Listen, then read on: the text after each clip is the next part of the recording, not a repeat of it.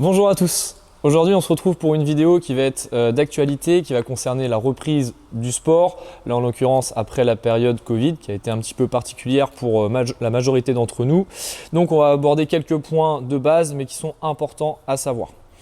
On va voir dans les grandes lignes ce qui se passe quand on arrête le sport, comment réagit un peu votre corps. Ensuite, on va voir les trois notions, à mon sens, les plus importantes pour une reprise correcte, de manière à reprendre le sport sans se blesser et pouvoir ensuite reprendre suivant ces objectifs que vous avez pu vous fixer.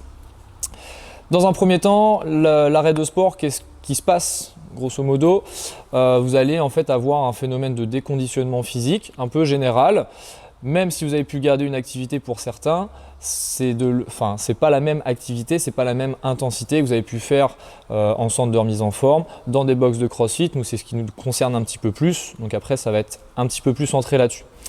Vous allez perdre un petit peu de cardio, sauf si vous avez maintenu une spécificité là-dessus. Vous allez perdre un peu de force et surtout de coordination. D'accord, sur certains mouvements. Par exemple, si vous aviez l'habitude de faire régulièrement des squats lourds pour de l'haltérophilie, là, si vous n'en avez pas fait pendant plusieurs mois, les premiers squats, vous n'allez pas être à l'aise. La force, elle ne sera pas forcément là, ou du moins, vous n'allez pas la maintenir aussi longtemps qu'avant. Et ce qui est normal. Il va falloir un petit peu de temps pour que ça revienne, donc adapter tout ça. C'est possible aussi que vous ayez une perte de mobilité et de souplesse. Là, le fait d'avoir été notamment confiné, le télétravail, ça a amené à ne plus bouger comme avant, moins se déplacer, rester chez soi, avoir une position qui est beaucoup plus statique, position assise. Et donc tout ça, ça va nous faire une perte de mobilité et une perte de souplesse. Si on ne le prend pas en compte et qu'on reprend trop fort, eh bien là on peut se faire mal. L'addition de tout ça, comme je viens de le dire, c'est que si on reprend trop fort comme on faisait avant, comme si c'était rien passé, eh bien là le risque de blessure il va être accru et c'est ça que nous avons cherché à éviter. Ça, c'est grosso modo ce qui va se passer quand vous allez arrêter le sport. Maintenant, on va voir ce qu'il faut faire pour reprendre correctement. Les trois notions, ça va être la progressivité, ça va être la récupération et surtout la motivation. D'accord, c'est vraiment ces trois piliers-là. Si vous les respectez, vous allez voir que ça va passer tout seul. La progressivité dans deux domaines. Le premier, ça va être dans les séances que vous allez faire. Il va falloir donc faire des séances qui soient adaptées à votre niveau. Le fait de vous être arrêté pendant un certain temps, il va falloir reprendre doucement, repartir sur des bases. Donc on n'oublie pas de s'échauffer correctement, de se mobiliser, d'avoir un corps de séance adapté. Donc le corps de séance, c'est la séance à proprement parler que vous allez faire. Nous en CrossFit, ça va correspondre au WOD. Donc on va essayer de rester dans des zones inférieures à peu près à 70%, grosso modo, pour que vous ayez un peu un point de vue, que ce soit en termes de charge ou d'intensité. D'accord, l'intensité, c'est pas toujours j'ai le cœur à 2000, je termine par terre. L'intensité, c'est la charge, ça peut être le volume, ça peut être la vitesse, ça peut être beaucoup de choses. Et ensuite, un petit retour au calme, donc relaxation, automassage et un petit point sur les étirements. Les étirements, souvent, donc retour au calme, ça fait un peu polémique, il y a plusieurs écoles. En soi, il n'y a pas de mauvaise manière de faire, mais il y a de mauvais moments pour le faire. Ça dépend pourquoi vous souhaitez vous étirer. D'accord ? Si vous souhaitez vous étirer après une séance pour gagner en souplesse, il n'y a pas grand intérêt. Vos muscles ils sont déjà trop sollicités, ils ne seront pas aptes à conserver ces étirements derrière. Si vous souhaitez gagner en mobilité, en souplesse, il faut faire une séance dédiée à ça. Donc vous pouvez faire le lendemain de la séance. Vous prenez 20-30 minutes, 1 heure si vous voulez, vraiment dédiée à ça. C'est une séance à proprement parler.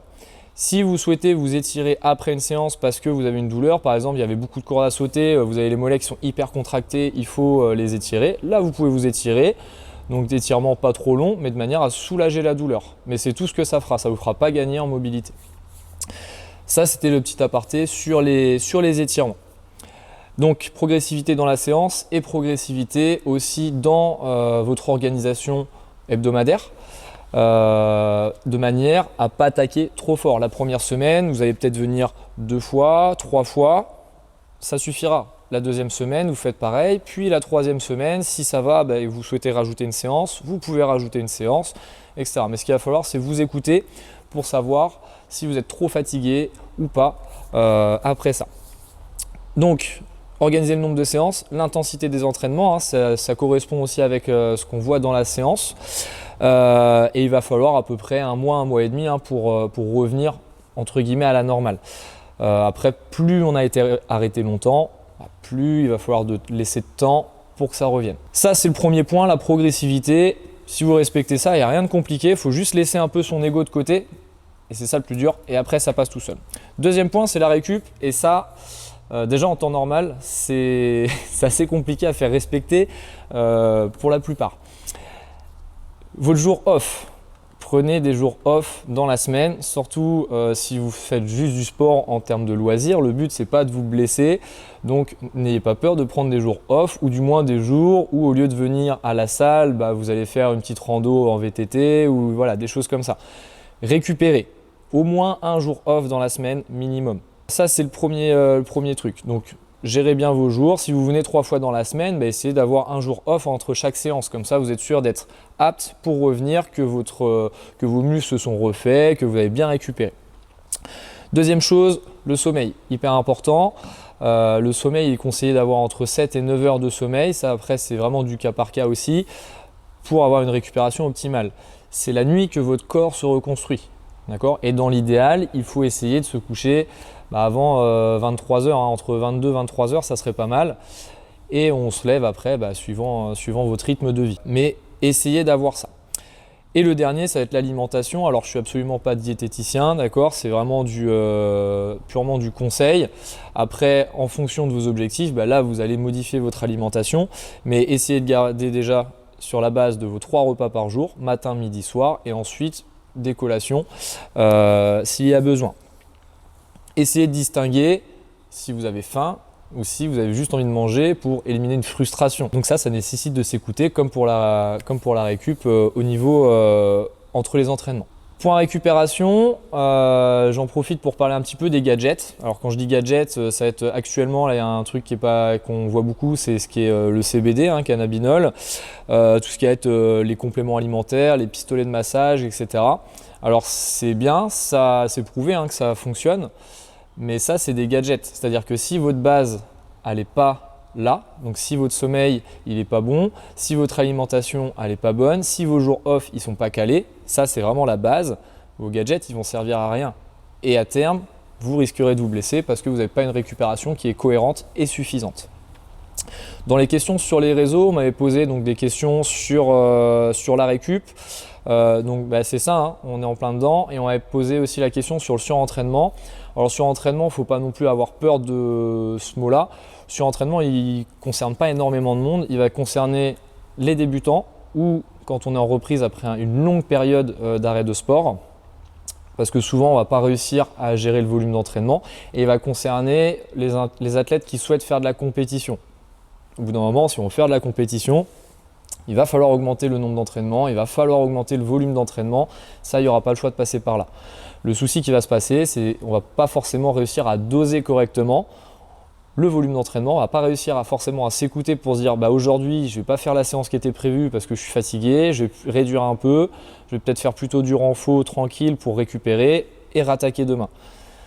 Et c'est ça qui va mener en fait petit à petit au surentraînement. Le surentraînement, c'est que vous allez partir, vous êtes frais, vous faites votre séance, on est un peu moins frais, on récupère mais pas totalement, et en fait ça va faire en dents de scie comme ça jusqu'à arriver trop bas, et c'est là que la blessure souvent arrive.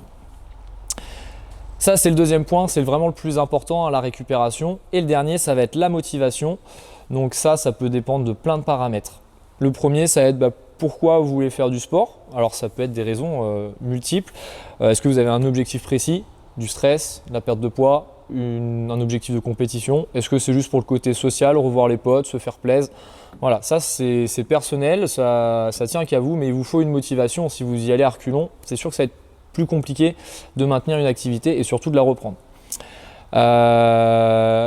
Le deuxième point, tout seul, c'est ce qui a posé beaucoup de soucis dans le confinement. La majorité d'entre nous, on a lâché un petit peu le sport parce que tout seul, c'est un peu plus chiant, il faut le dire.